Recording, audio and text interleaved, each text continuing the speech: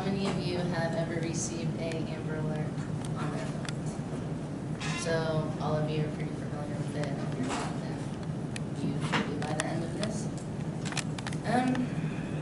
Alright, so since this assignment was assigned, I've been researching this, and today I'm going to share with you a little bit about the history of Amber Alerts, what it does for us today, and its success since then.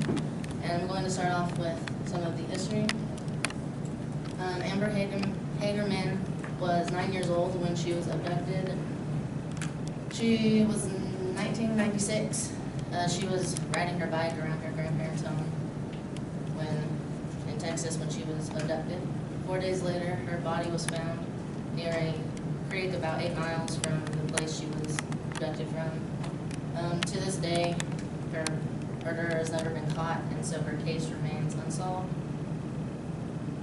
And in an interview about, or a documentary about her story, an autopsy report found that she had actually been alive for the first 2 days she was missing. And so her abduction and her murder, it all sort of started it kind of led to the Amber Alerts.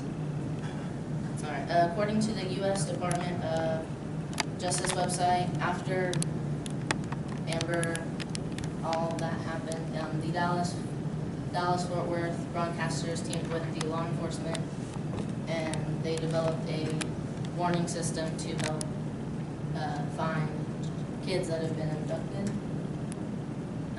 Soon after that, other communities started picking up the idea and starting their own plans, and then it was a soon until it was adopted by the entire nation. And today there are 86 plans throughout the United States.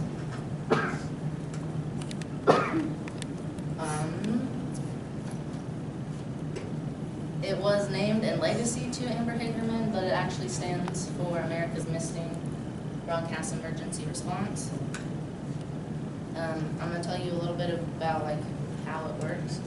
Once law enforcement has been informed and a case has been filed, they have to determine if the report meets their certain criteria, which I'll talk about on the next slide. And then if it meets their criteria, they inform the broadcasters and street transportation officials, and then it will get, an Amber Alert will be sent out, and it will go through radio stations, television shows, it will show up on highway signs, digital billboards, and it will be sent to your home as well. And that gets sent out within a 200-mile radius of where the abduction happened. And so not every state has the same criteria, but the minimum criteria is set by the Department of Justice. And the criteria is that the police have to have reasonable belief that the abduction has actually happened, so people can't just call in and make false reports.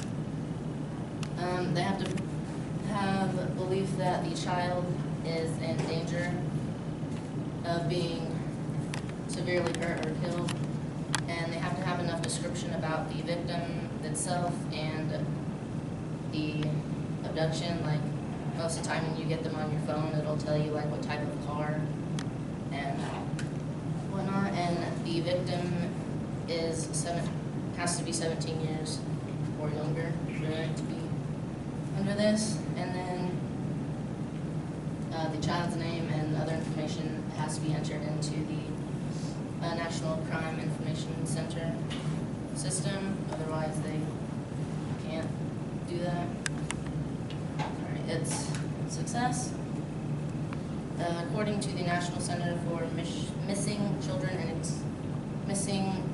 Exploited Children, as of August 1st, 2016, Amber Alerts have specifically have helped rescue and save 830 kids, which doesn't seem like that much compared to the 800,000 missing children reports that there is every year.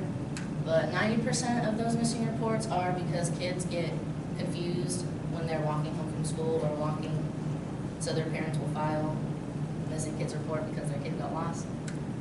And 9% are by family members, because when there's custody issues, 3% from other crimes like robbery, and 1% is actually your typical stranger abduction, which is why the number is so small. And those statistics are from the Poly Class Foundation. And then, okay, so since you've learned about, or today I've told you about the history, how it works today, and some of its success, now maybe next time you will receive, if you receive one of these Amber Alerts, you will know to kind of keep your eyes open